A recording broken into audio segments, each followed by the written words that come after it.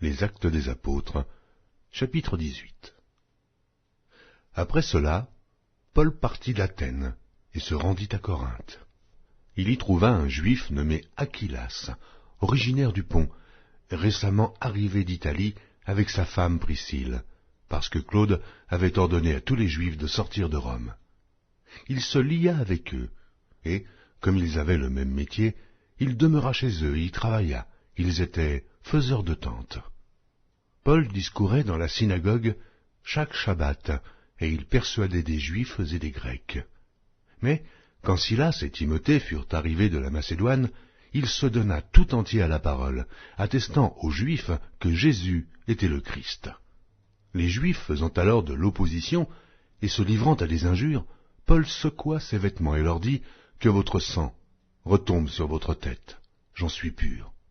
Dès maintenant, j'irai vers les païens. » En sortant de là, il entra chez un nommé Justus, homme craignant Dieu, et dont la maison était contiguë à la synagogue. Cependant, Crispus, le chef de la synagogue, crut au Seigneur avec toute sa famille, et plusieurs Corinthiens qui avaient entendu Paul crurent aussi et furent baptisés. Le Seigneur dit à Paul en vision pendant la nuit, « Ne crains point, mais parle, et ne te tais point, car je suis avec toi, et personne ne mettra la main sur toi pour te faire du mal.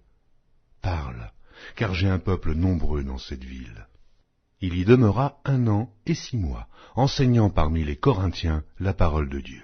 Du temps que Galion était proconsul de l'Achaïe, les Juifs se soulevèrent unanimement contre Paul et le menèrent devant le tribunal en disant « Cet homme excite les gens à servir Dieu d'une manière contraire à la loi. » Paul allait ouvrir la bouche lorsque Galion dit aux Juifs « S'il s'agissait de quelque injustice ou de quelque méchante action, je vous écouterais comme de raison aux Juifs.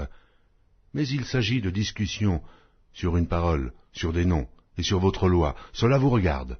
Je ne veux pas être juge de ces choses. » Et il les renvoya du tribunal. Alors tous, saisissant de Sosthène, le chef de la synagogue, le battirent devant le tribunal, sans que Galion s'en mît en peine. Paul resta encore assez longtemps à Corinthe. Ensuite, il prit congé des frères et s'embarqua pour la Syrie avec Priscille et Aquilas, après s'être fait raser la tête à Cenchréa, car il avait fait un vœu. Ils arrivèrent à Éphèse, et Paul y laissa ses compagnons. Étant entré dans la synagogue, il s'entretint avec les Juifs, qui le prièrent de prolonger son séjour. Mais il n'y consentit point, et prit congé d'eux en disant « Il faut absolument que je célèbre la fête prochaine à Jérusalem.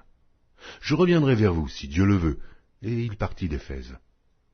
Étant débarqué à Césarée, il monta à Jérusalem et, après avoir salué l'Église, il descendit à Antioche. Lorsqu'il eut passé quelque temps à Antioche, Paul se mit en route et parcourut successivement la Galatie et la Phrygie, fortifiant tous les disciples. Un Juif nommé Apollos, originaire d'Alexandrie, homme éloquent et versé dans les Écritures, vint à Éphèse. Il était instruit dans la voie du Seigneur et, fervent d'esprit, il annonçait et enseignait avec exactitude ce qui concerne Jésus, bien qu'il ne connût que le baptême de Jean. Il se mit à parler librement dans la synagogue. Aquilas et Priscille, l'ayant entendu, le prirent avec eux et lui exposèrent plus exactement la voie de Dieu. Comme il voulait passer en Achaïe, les frères l'y encouragèrent et écrivirent aux disciples de le bien recevoir. Quand il fut arrivé, il se rendit par la grâce de Dieu très utile à ceux qui avaient cru, car il réfutait vivement les Juifs en public, démontrant par les Écritures que Jésus est le Christ.